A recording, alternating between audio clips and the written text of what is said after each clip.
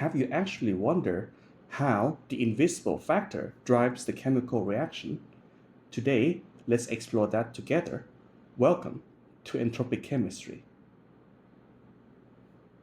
I am Dr. Vasud from the International College of Digital Innovation, or ICDI, from Chiang Mai University in Thailand. So today, we will continue from the first season called Entropy itself, and today is just the second episode of that. So just like I mentioned quite a while earlier, so today we will just dive deep into how the chemical reaction actually take place. All right. So before we begin, let me actually erase this. All right, because otherwise we won't have any spaces to write. All right.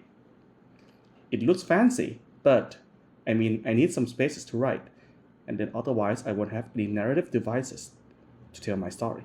All right. There you go. So what are we going to do today? All right. So we are going to talk about chemical reactions. All right. So when you ever heard of the word chemical reaction, what do you think about? What comes to your mind when I talk about chemical reactions? All right. You may think of something like you have this nice looking flask, all right, with some chemicals already in it.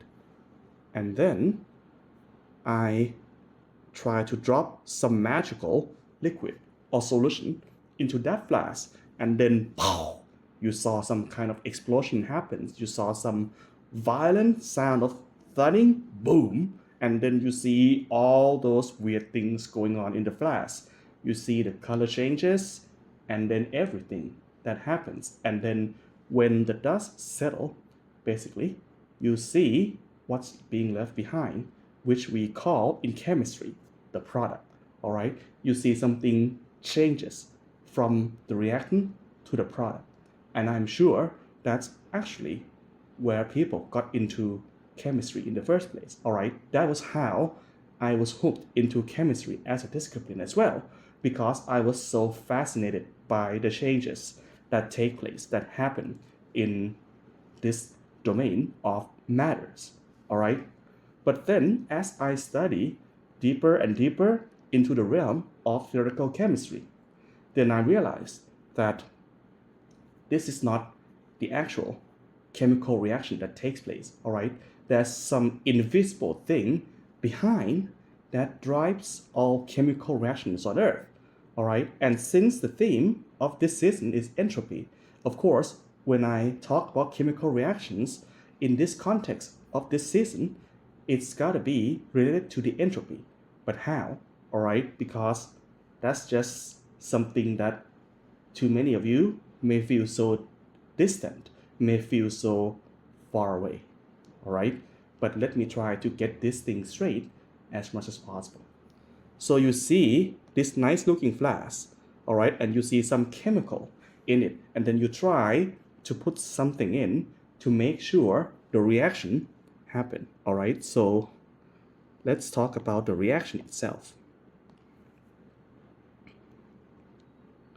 What is a chemical reaction actually? So basically, if we talk about the word itself, reaction means that when you put something and there's some kind of thing that happens in the opposite fashion of what you just put in. So basically, it transforms what is existing into something else. All right. So a lot of things can be chemical reactions, even some mundane things that you do every day. All right. So basically, when you fry your bacons on the pan, all right, that's also a chemical reaction. All right. So you see the Maillard reaction that contributes to the nice smell of the steak when you grill your favorite beef. All right. Or now, when you drive your car, if it's the ICE, the internal combustion car, that reaction is called a combustion reaction. All right. Or if you are driving the EV, that's also the chemical reaction. So basically, your car, be it the EV or the ICE car, they are both powered by chemistry. All right. And they are powered by some kind of chemical reactions So basically, let's imagine you have a nice looking car like this. I'm sorry, this is unscripted and pardon my bad drawing skill. So let's say if you have this nice looking car, this can be your ICE or the internal combustion, or it can be your EV or electric vehicle. Something that tie both of these together, they are both actually driven by chemical reactions.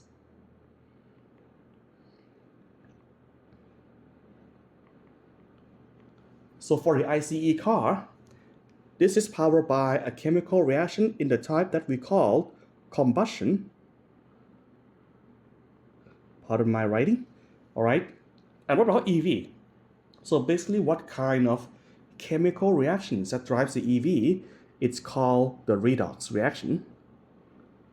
All right. And this type of reactions, the redox reaction, you find that in batteries, all right, because this type of reactions involves the transfers of electrons. All right. Or you can also have many other kinds of reaction. You may also have even nuclear reaction that's going on in the bombs or in the sun that ultimately powers everything on Earth. All right. So the reaction can actually happen in small scale through the change in the chemical composition or through the stripping of some subatomic elements like electron and transfer them, or something that induces the change at the nucleus level, like in the nuclear reactions. But have you ever actually imagined what kind of thing that binds chemical reaction together? All right. So let's imagine yourself in this situation.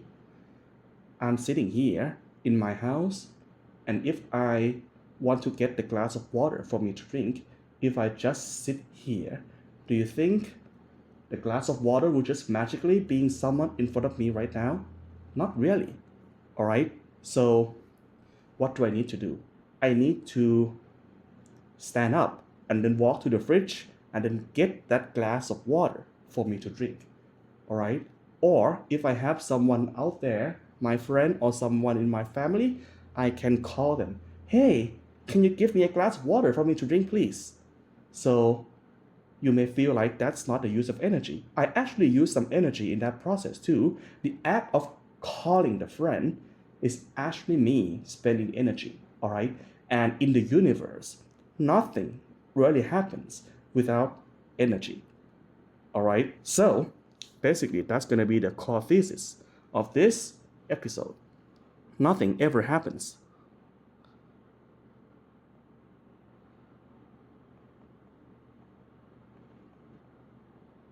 without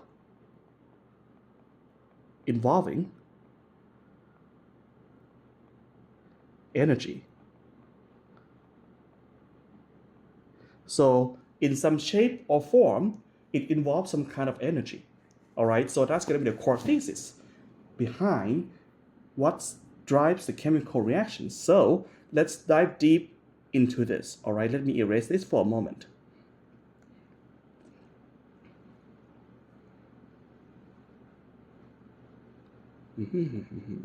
Okay.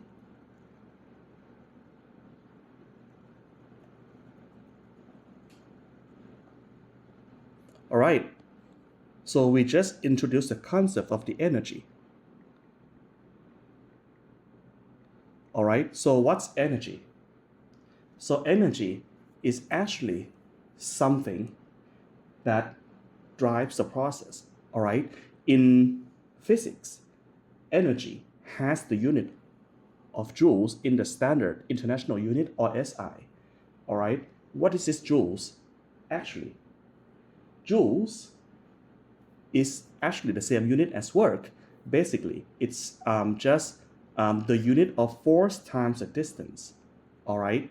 So basically, what's force anyway? Force is the mass times the acceleration. So inside this unit of energy, it contains the information encrypted in it of the mass, of the acceleration, and also what? The distance. all right? So, and in this acceleration, you also have the unit of time built into it too. So basically, when we talk about energy, you can view that as a combination of factors from mass, time, and distance, all right? And the combination of such factor drives things around, all right? It drives your car, it drives my willingness to go to get that water from the fridge. But then energy is kind of like the money in your bank account. It flows, all right? It may stay still in some kind of reservoir, but it can flow as well.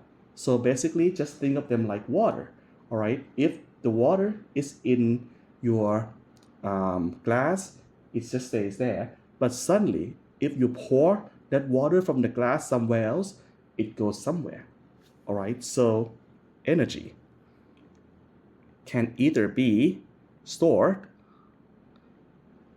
or flow or moving, all right? And the kind of energy that's being stored is called the potential energy, all right? And the kind of energy that moves is what we call the kinetic energy. And in the last episode, we talked about systems in the sense of thermodynamics, all right? And in any systems, physics or chemistry, there will always be two kinds of energy, potential and kinetic, all right? So let's dive deep into each type of energy. So let's focus on the potential first. The word actually can explain itself. So what's the potential energy? Well, it's kind of like the stored energy, all right? So what stores energy in your opinion? Well, you may have to think of like, oh, that dam reservoir stores the water, and then that water in the dam generates electricity. So basically, the dam stores water as a storage of the potential energy. Same goes for battery in your nice little Tesla too, all right? So that battery also stores the potential energy that will be readily released in the form of electrons to drive your car, your nice Tesla, or whatever EV that you purchase, all right? Or it can even be stored in the molecules itself, all right? And then we even have that term for it, which is called the chemical potential, all right? So it can be stored physically and chemically. So I'm just trying to talk about this from my understanding, all right? It might not be the same as a textbook 100%, so that's okay. I would say that the textbook gives you the direction, but somehow you need to try to think about things in terms of like the real thing. Don't just stick to the textbook always, all right? So that's kind of my directions, basically, all right? So I talk about the example of the dams, of batteries, and also from the chemistry itself, all right? So potential is something that is being stored, all right? Human as well. So basically, think about human with potential. And that's a word that we use in English language as well, all right? So what does it mean when a person has immense potential? So let's say, okay, you met some prodigious kid who knows like very hard physics and chemistry since they were young. They can solve like complex equations when they were young. That's their potential to do great work in science in the future, all right? So if that potential is connected to the right source, the energy can be released from the stored potential of that kid into something brilliant in the future, all right? Same goes for like all those sources of potential energy I mentioned, the dam, the batteries, or the molecules themselves, all right? And then when the energy is being released from the storage, it flows, all right? It becomes a kinetic energy. Of course, this word kinetic implies something that moves, all right? So when there's a flow of energy happens, it moves things around, all right? So if you recall from the previous episode where I talk about heating gas molecules, all right? So by the act of increasing the temperature for the system of ideal gases, basically you're forcing the gas molecules to move and make them move faster. All right, same goes from the energy that's being released from the storage. Imagine what happens when you put the battery and you complete the circuit. All right, then you complete the circuit of the electron flows, and then the electron can flow through the wire and then complete the circuit. And when the electron flows through the wire, it goes through what? The motor, which drives your car or whatever things that you use the energy of that battery for. All right, so basically that's the currency of the universe, basically. So the energy really drives things. So why am I spending so much time talking about this? Because this is also what drives the chemical reactions as well.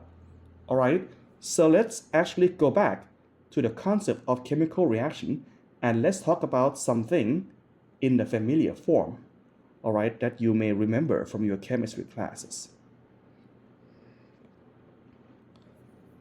So let me draw this picture of a tank of cooking gas. All right, I'm not the best drawer, just like I mentioned.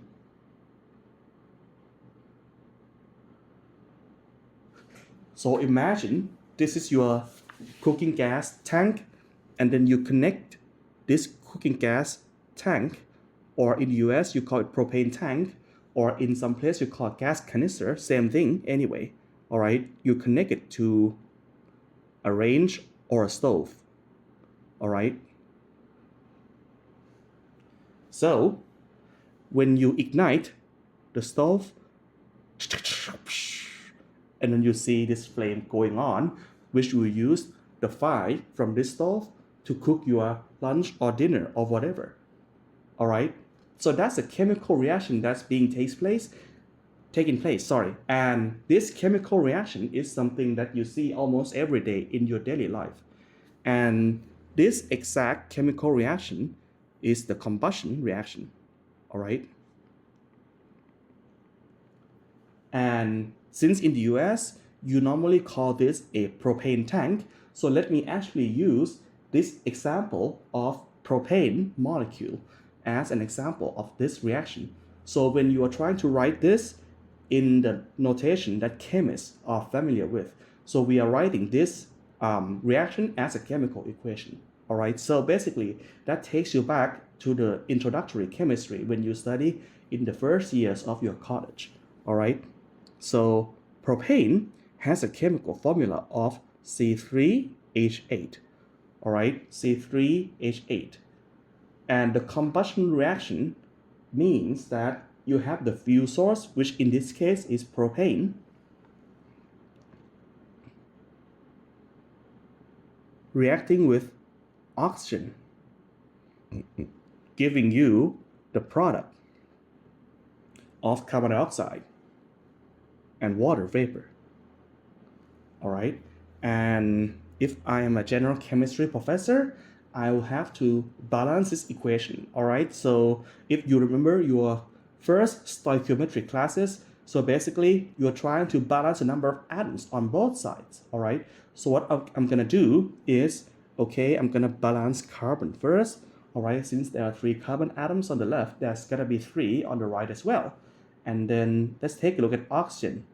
8 on the left, then I gotta put 4 in front of water on the right hand side as well. Now I'm gonna count oxygen. On the right hand side, I have like 3 times 2 from CO2, that's 6 oxygen atoms, and then plus 4 from H2O. All right, so I have 10 oxygen atoms on the right hand side, and to make it 10 on the left, I'm gonna put 5 on O2. All right, so you can see here that I already balanced this equation. All right, so this is the combustion of propane that gives you your lunch or your dinner. All right, so if you notice here, all of these are normally gas phases. All right, so notice something. This reaction gives off the energy in terms of heat and flame that you're using to cook your food. But have you actually wondered if there's actually anything that is hidden behind this seemingly simple chemical equation? All right. So let me actually separate this reaction into two factors. All right. The first factor of this reaction is energetic factor, and the second factor, sorry about that, and the second factor of this equation is what we call entropic. It might not be exactly the same as a textbook, but yeah, I'm trying to distill the concepts together because, well, I was a trained theoretical chemist anyway, all right? So yeah, so we have the energetic versus the entropic factor. Well, you may wonder why this channel is actually called entropic chemistry. This is the answer, all right?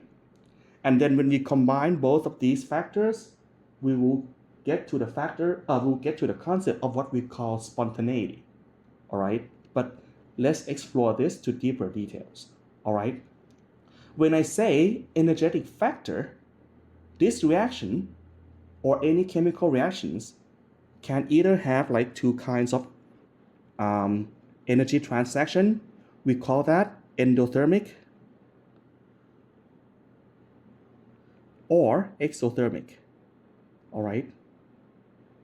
And that's a jargon right there. Endothermic basically means absorbing energy. All right, so the system is absorbing the energy from the surroundings. And what about exothermic? It means this system releases energy to the surroundings, all right? So let's take a look back at this combustion of propane's reaction, all right? Is this endothermic or exothermic? What do you think? I think the answer is kind of obvious, all right?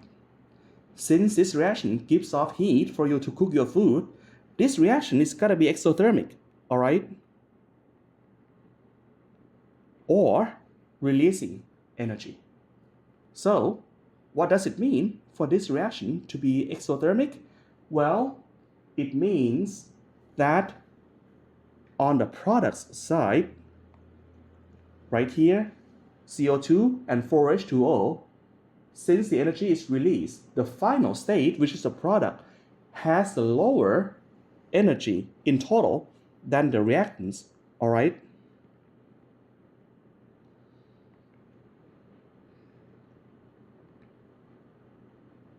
So basically, the reactant side acts as like something that has a higher potential in terms of energy. And then that energy, like a waterfall, when water flows, it flows from like a high altitude into lower altitude, all right? Same goes for this. So basically, you can see here that the energy flows from the reactant into the product, from the higher energy state into a lower energy state, all right? And then what's the differences? The differences is that extra energy that is being absorbed by the surroundings, which in this case, the food that you are cooking, all right? Because you exactly use that energy to cook, basically, all right? So when you have a final state with lower energy, it is said to be more thermodynamically feasible.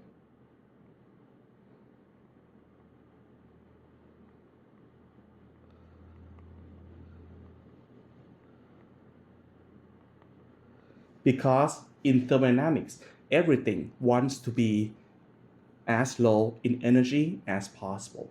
Why? Because staying in the higher energy state is inherently unstable. It's very costly to be at a high energy state. So basically, by executing this reaction, so you are creating the product that has a lower energy state through the mean of releasing energy in the form of exothermic reaction. So in terms of energetic factor or the thermodynamic factor, this reaction is in fact favorable. It wants to happen energetically. All right, so that's on the energy side alone. So now let's talk about the second side, the entropic side. What does it mean? That ties back to the concept of entropy that we discussed on the previous episode. All right, so basically what's entropy? If you recall this equation from the previous episode that we talked about, the Boltzmann's definition of entropy, all right, S equals the Boltzmann constant times the natural log of the number of microstates. In some textbooks, instead of W, they use omega.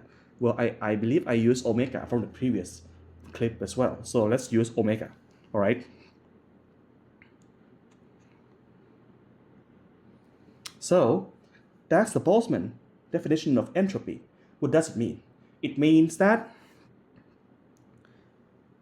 to go from the initial state to the final state, increasing S means you are increasing the number of possible microstates. All right, so let's actually take a look at this reaction itself. Take a look at the number of gas molecules on both sides, and then you compare whether it's the same or not. All right, let's actually take a look at this reactant side first. All right, you have one molecule, or in the chemistry language, we usually say 1 mole to adhere to like the traditional stoichiometry. All right, 1 molecule or 1 mole of propane reacting with 5 molecule or 5 moles of oxygen. Well, when I use the word molecules and moles, they are not the same thing, but proportionally they are the same. All right, 1 molecule is just a scale of 1 molecule basically. But when I talk about moles, that's a scale of 6.02 times 10 to the 23 molecules. That's Avogadro's number. So, well, proportionally they are the same thing. So that's why I use these things interchangeably. So if you are traditional chemist, so forgive me for babbling these two terms interchangeably. I'm not trying to mess up the foundations, all right? I'm just trying to state things to make things easy to understand. Anyway, let's come back to this. On the reactant side, you have 1 mole of propane plus 5 moles of oxygen, all right? In total, you have 6 moles of gases on the reactant side, all right? Then what? Let's take a look at the product side. You have 3 moles of CO2 plus 4 moles of H2O being formed, all right? In total, you have 7 moles of gas being formed on the product side. Just compare them. You turn from 6 moles of gas on the reactant side into 7 moles of gas on the product side. So you can see that this reaction generates more moles of gas. All right, so basically when you generate more moles of gases on the product side, what does it mean? You are basically increasing the number of microstates, all right? Because when you have simply more moles of gases, you simply have much more possibility of the microstates on the product side. Thereby, you are increasing the entropy as you move from the reactants to the product, all right? And this also checks out the entropic factor that we talked about, all right? Because when we talk about the entropic factor, when you go from the lower entropy to the higher entropy state, we are saying that this is entropically favorable, because the universe always wants to move towards the disorder, all right? So this checks out the favorability of both the energetic and the entropic factor. So when you have both factors checked out for favorability, we can say that this reaction is spontaneous.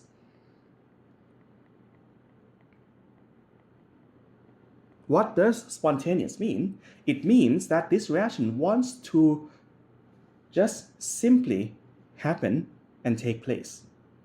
All right, so let's say when you spark your stove and then the gas becomes like shh on your stove and then mixing with the air, that ignites the flame, and then the flame just goes on continually until you shuts off the supply of propane, and then the flame goes away. All right, if you don't shut it off, the flame will just keep burning and you just keep cooking your food, and then eventually you're home if you are not too careful.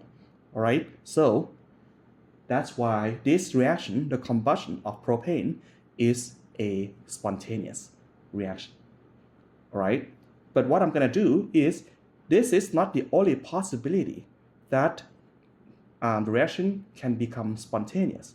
So you may have either the energetic factor or the entropic factor that is not favorable, but yet the reaction is still spontaneous. That's where things actually gets more interesting. Let me actually show you another example. All right, so let me actually erase this. All right, it starts to get a little messy.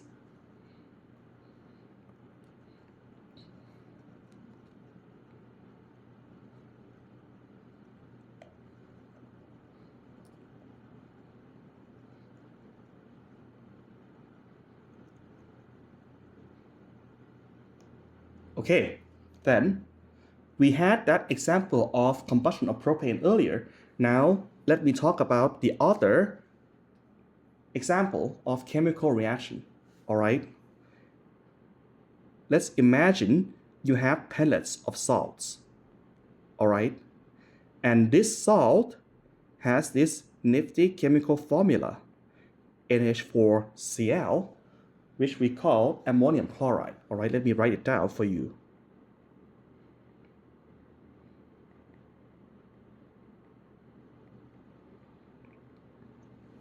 So you have this nice salt of ammonium chloride, and then I just simply want to put this salt into water. All right, so let me put this beaker right here, and then this is just water. So what I'm gonna do is I'm gonna dissolve this ammonium chloride salt into water, and then simply dissolving ammonium chloride in water alone, that's also a chemical reaction. All right, which I can write into chemical reactions like this. All right, so basically this reaction becomes NH4Cl solid. All right, becomes NH4 plus, which is an ion. All right, plus Cl minus, also an ion. All right, when I wrote AQ on both, it means these ions are in the aqueous phase, all right, being surrounded by water molecules. So this reaction is also spontaneous, which means that when you put ammonium chloride in water, it readily dissolves, all right, just like when you dissolve sodium chloride in water. But the reason why I give you this example is because this spontaneity of this reaction is not both favorable through the factor of energy and entropy. That's one unfavorable factor. All right. So let's actually view this reaction through the lens of energy and entropy. All right. This reaction is actually favorable entropically. Why? Because you can see here that you turn from a solid, all right, into ions, all right, and ions are inherently mobile. They move in water, all right, solid cannot, all right. So by doing that, remember this equation, that is the definition of entropy, S equals Kb times logarithm of omega, all right. Still, in this process, you're increasing the entropy of the system going from the reactant to the product, all right? So entropically, this reaction is surely favorable, all right? But what about energetically? this reaction is actually an example of an endothermic reaction. What does it mean? For this reaction to be endothermic, it means that it has to take the energy from the surrounding into the system. All right, it means that it sucks a lot of energy from the surrounding just to break the lattice structure of this solid, ammonium chloride, and turn them into ions. All right, so basically, you go from the lower energy state on the reactant to the higher energy state on the product. And like I said, thermodynamically, systems do not like to be in the high energy state. It means that this factor of energy does not shake out. It means that this is not favorable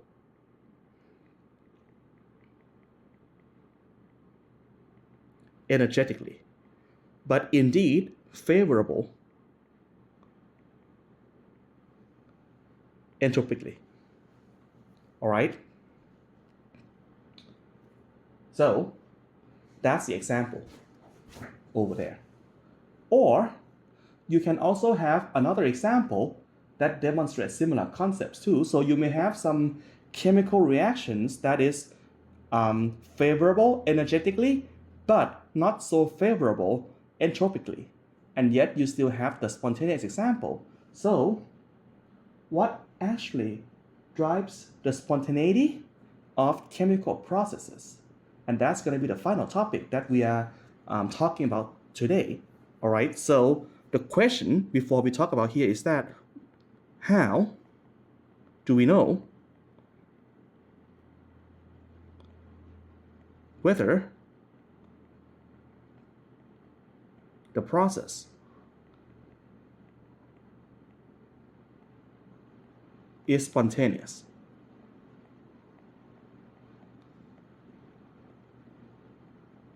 Well, that's a tool that you can tell whether your process is spontaneous or not. And that tool is called the second law of thermodynamics.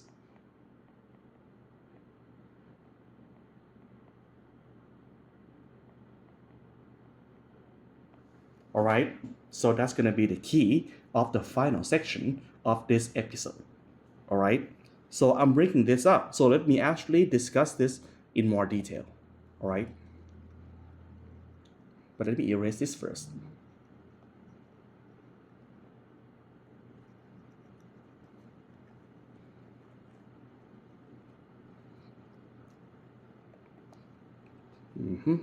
Okay, now let's talk about the second law of thermodynamics. All right.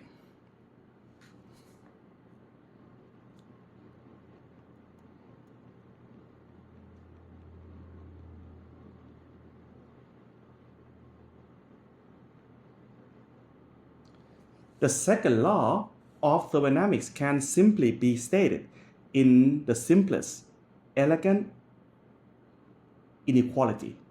All right, so we have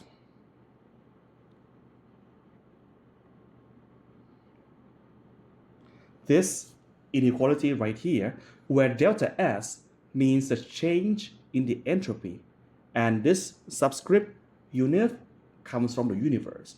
All right, so how do I translate this inequality then? It means that for any spontaneous process, the entropy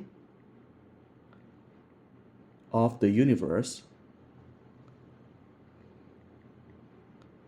has to increase. All right, why? Because if you take a look at this inequality, delta S of the universe means S of the final state minus S of the initial state for the universe. All right, that's the definition of delta S. Delta means the quantity from the final state being subtracted with the quantity from the initial state. All right, so it means that for something to actually be spontaneous, it has to cause the universe the entropy itself. All right, because the entropy of the universe has to be keep getting increasing and increasing to drive the spontaneity of any chemical processes. All right, and to go against this, you have to actually put some efforts and energy back into that particular system to drive the spontaneity, to make something non-spontaneous being able to happen. So think about this, all right?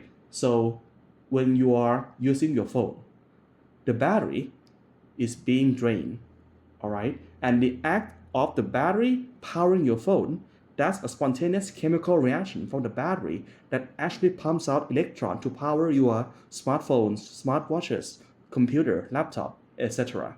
All right? But then what happens when you use your phone in a day? You exhaust the battery, all right? And what do you do when your battery is exhausted?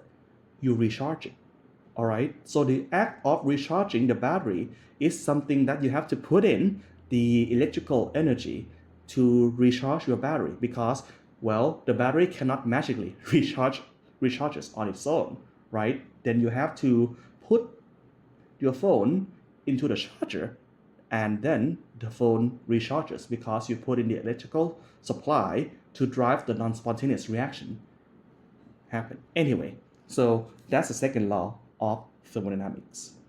All right.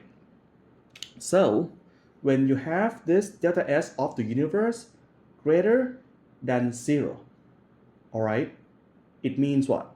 So let me actually decompose this equation into the perspectives of systems versus surroundings, all right?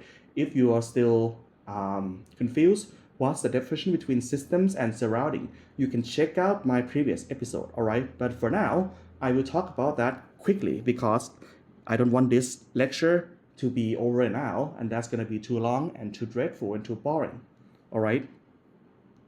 But delta S of the universe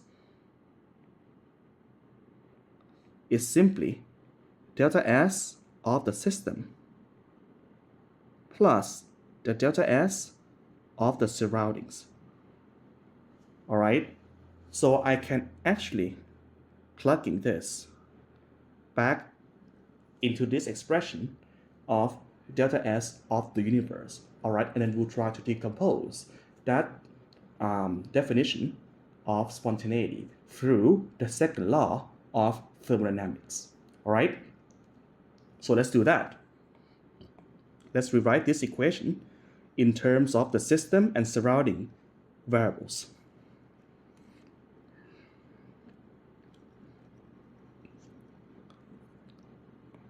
So we have the condition for spontaneity, which derives exactly from the second law, all right?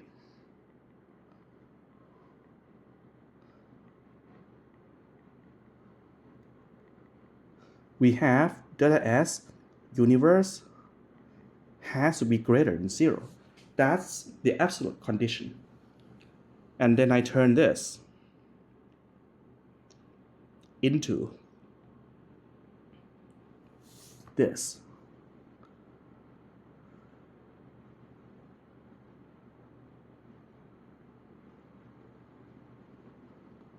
All right, so that's your condition right here. All right, so delta S of the system stays there. That's the entropic part of the system. All right, and that's the entropic part of the favorability that I talk about. All right, but then I will try to quantify this delta S of the surrounding into something you can measure in terms of the system of interest. All right, so by the definition of entropy, all right, entropy is essentially heat divided by the temperature, all right? But then the way that you calculate the heat in thermodynamics is actually very complicated because the system is a very, very limited part of the entire universe, all right? But now we want to try to quantify delta S of the surrounding into some system variable. How? So basically, since the surrounding is usually much, much bigger than the system, all right? So we can calculate the entropy change of the surrounding, which is very much negligible compared to its scale through the heat of the surrounding that is being accepted by the heat of the system. All right, because the system and the surrounding, they sort of have the opposite reaction to each other. So basically, heat of the surrounding is just minus heat of the system. All right, so basically, I turn this inequality into this.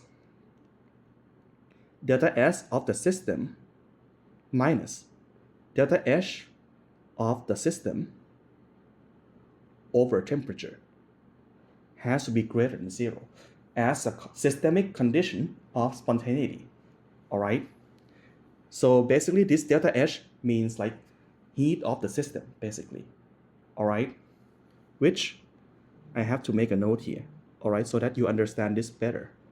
So basically, delta H of the system is equal to minus delta H of the surrounding. All right, because system and surrounding quantities, they actually have the opposite relation to each other.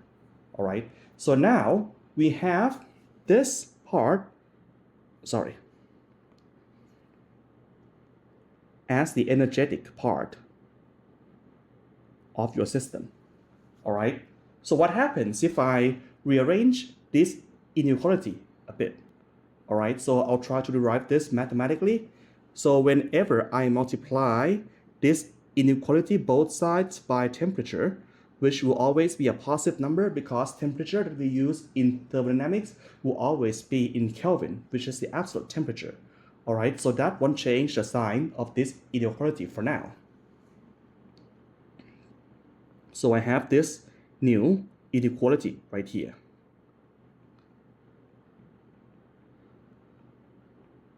T, the temperature, times delta S of the system minus delta H of the system has to be greater than 0. But then, if I multiply both sides by minus 1,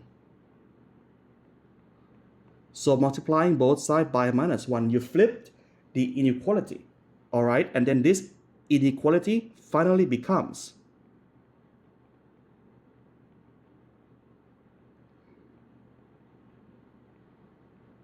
this. All right, delta H of the system minus T times delta S of the system has to be less than 0.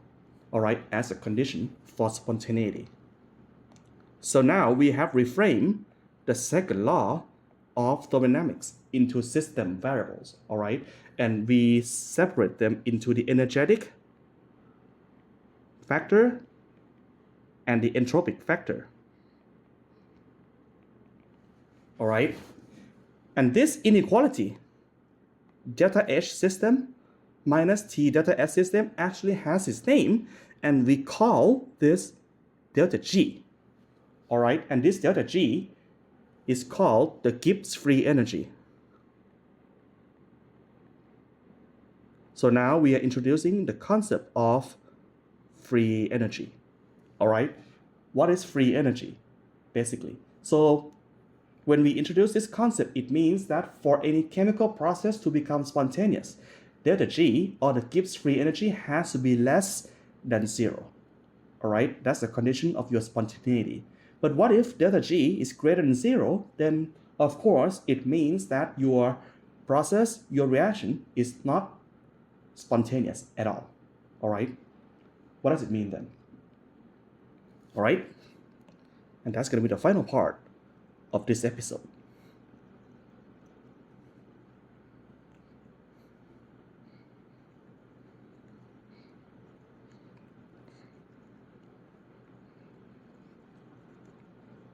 All right, so let me reiterate this again. All right, as a condition for spontaneity, delta H of the system minus T delta S of the system has to be less than 0 for any spontaneous process.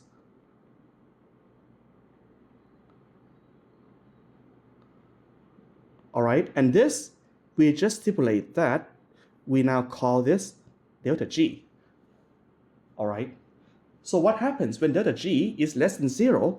And in thermodynamics, this delta, it means G final minus G initial has to be less than 0 for this process to be spontaneous. All right, what does it mean then? It means that G final minus G initial has to be less than 0, it means that G final has to be less than G initial.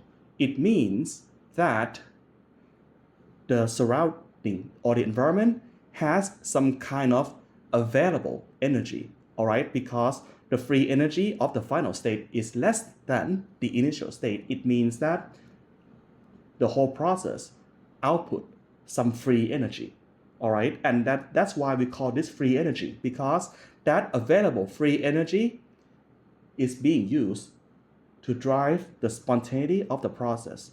Basically, because like I said earlier, energy drives things around, all right? So if the free energy change is negative, it means that you have the available free energy to just do work for your system, for your process, all right?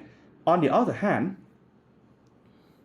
if delta G is actually greater than 0, and we know that on the contrary, when you have delta G greater than 0, it means this process is not spontaneous. Why? Same analogy, all right? It means that G final minus G initial is actually greater than 0, which means that G final is greater than G initial. What does it mean? It tells you that when G final is greater, it means that you have to put the free energy from the reactants side, from the initial side, to actually drive the process forward, all right? It means that you need to spend efforts to make the non-spontaneous reaction spontaneous, all right? That's basically the meaning of delta G being greater than 0 and how that ties into the concept of non-spontaneity, right? And of course, you can see that delta G is being wrapped containing the information of both delta H and delta S. It means that you have to take into account the energetic factor of the system and also the entropic factor of the system as well. All right, so being energetically favorable alone does not guarantee the spontaneity of the process, all right, because you may have this term that is not favorable so much that it makes delta G overall greater than 0, all right? On the other hand, your system may be entropically favorable, but it's so energetically unfavorable or very, very endothermic, which means that in the end, you end up with delta G being greater than 0. It means that your process is not spontaneous, all right? But if both energetic and entropic factors are not favorable, then you know for sure that your reaction, your process is not going to be spontaneous, all right? So that's why when we consider the favorability of each part, then you have to take a look into this exact inequality, all right? Because temperature also plays a decisive role in whether deciding your process is spontaneous or not spontaneous, all right? So that's why we spend the time, a whole lot of things, talking about energy and the second law of thermodynamics and the free energy and everything that drives behind spontaneity, which is actually the thermodynamical driving force of why chemical reaction actually happens as it is, as they are, all right? It's not just some fancy chemical mixing or some explosive reaction, because behind all these fancy visuals that you see in the laboratories or in some cool YouTube videos, then there is a sometimes boring but equally cool and equally interesting the invisible factors that is behind all chemical reactions, not just on Earth, but also in the entire universe. So that's the end of the second episode, all right? So there will be still the next episode on this season, and in the next episode, I will talk about the concept of entropy, which is a theme of this season, but now no longer being applied to chemistry or physics.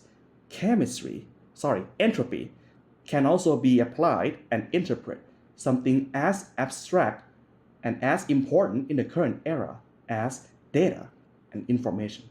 Yes, the concepts of entropy can also be applied to data and information as well. And in the next episode, I will talk about the concepts behind what we call the information entropy and how data scientists should be aware of these important concepts from physics and chemistry just as much as physicists and chemists as well.